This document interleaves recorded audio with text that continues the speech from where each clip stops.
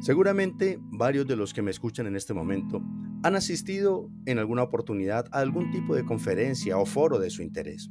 Según la necesidad o el gusto, algunos habrán escuchado economistas, profesores, especialistas en cierto tema, motivadores, predicadores, etcétera, etcétera. Cada quien, cuando sale de estos lugares de conferencia o donde estuvo escuchando a alguien, ha guardado lo que le ha interesado realmente. Pero en cuanto a la palabra de Dios, cuando tú la escuchas, ¿cómo la recibes? ¿Cómo la guardas en tu corazón, en tu mente o en un cuaderno simplemente? En el devocional de hoy, el apóstol Pablo nos relata la hermosa y humilde manera de cómo debemos nosotros recibir la palabra del Señor. Soy el pastor William Zúñiga de la Iglesia Renaciendo en Cristo y quiero compartir contigo la reflexión que nos deja Pablo a través de esta porción en Primera de Tesalonicenses capítulo 2, versículo 13. Dice la Escritura: por esto, también nosotros, sin cesar, damos gracias a Dios de que cuando recibieron la palabra de Dios que oyeron de nosotros, la aceptaron no como la palabra de hombres, sino como lo que realmente es la palabra de Dios, la cual también hace su obra en ustedes los que creen. Los tesalonicenses anhelaban una palabra en la cual ellos pudieran creer. En su ciudad era muy común la palabrería, era abundante y barata. La retórica vacía de los líderes, de las sectas y de los falsos maestros era impotente para transformar sus corazones. Pero cuando ellos escucharon el mensaje de Pablo, se sintieron atraídos por él. Lo escucharon, lo entendieron y entonces recibieron con gusto la palabra en sus vidas. Pero veamos dos maneras de cómo nosotros podemos y debemos de recibir la palabra. En primer lugar, recibimos la palabra intelectualmente. Observemos que los tesalonicenses recibieron la palabra no como un mensaje humano más. La palabra recibida conlleva la idea de una aceptación objetiva. Cuando ellos escucharon el mensaje, se conectaron con el Señor y con el mensaje intelectualmente. Tenía sentido. Pablo nunca alteró su mensaje, pero sí varió su enfoque al predicarlo para ser más aplicable y entendible. Por ejemplo, cuando estaba en la sinagoga de Antioquía, apelaba a los judíos intelectuales hablando de historia. Cuando estuvo en el mercado de Atenas, citaba a poetas conocidos hablando de filosofía. Cuando estuvo en el bosque de Listra, señaló el mundo y habló de la naturaleza. Independientemente del lugar donde él predicara, su objetivo era derribar cualquier barrera que impidiera escuchar honestamente el Evangelio. Pablo se esforzaba por involucrar a la gente con el mensaje. Pero también recibimos la palabra, o debemos de recibirla internamente. La mayoría de nosotros sabemos que hay una gran diferencia entre oír y prestar atención.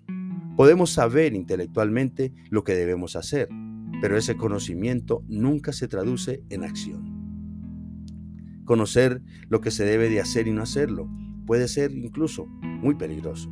Santiago llega a decir que comete pecado todo el que sabe hacer el bien y no lo hace. A pesar de conocer los peligros de no hacer lo correcto, es posible que nos encontremos haciendo repetidamente lo incorrecto.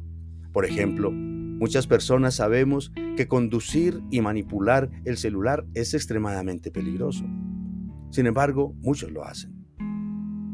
O tenemos una aventura extramatrimonial sabiendo de antemano que la inmoralidad sexual destruye matrimonios y arruina vidas. Sin embargo, hay alguien que lo hace todavía.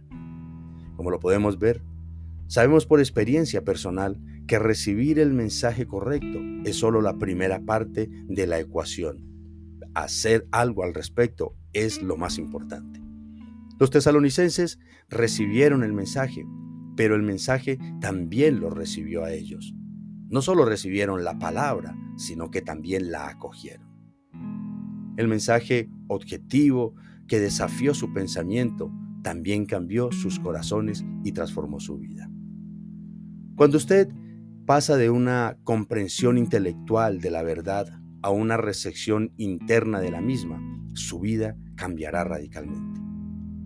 El Evangelio, escuchado, amado, atesorado y creído, puede transformar una vida, un pueblo e influir en una sociedad, como sucedió en Tesalónica. Alguien dijo por ahí: ningún mensaje humanamente concebido puede producir tales resultados como el Evangelio. Cuando usted abraza la palabra de Dios internamente, ésta trabaja efectivamente en usted, cumple su propósito.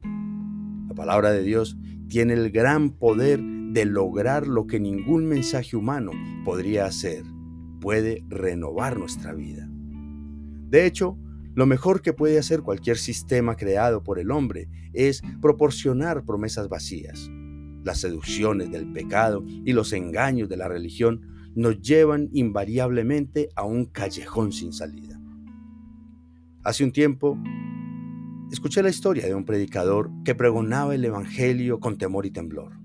En alguna ocasión, un joven le habló de manera hostil al predicador, diciéndole que no creía nada de lo que predicaba ni estaba de acuerdo con el evangelio. Pasó un tiempo y cierto día el predicador recibió una llamada de un hospital. Le pidieron que alguien lo estaba solicitando urgente.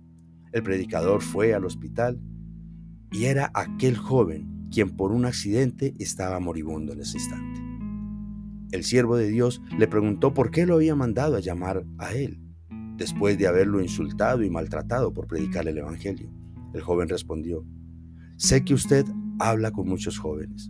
Le pido por favor que les diga cada vez que pueda que el diablo solo paga con dinero falso. Lo único verdadero es el evangelio. Cierro la cita. Esta historia ilustra perfectamente la bancarrota del sistema de este mundo, incluyendo sus filosofías y prácticas religiosas. Por eso el evangelio es tan contracultural.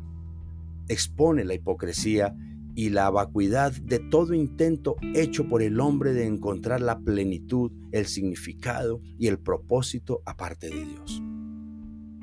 Ahora podemos ver por qué los tesalonicenses se sintieron atraídos por el evangelio.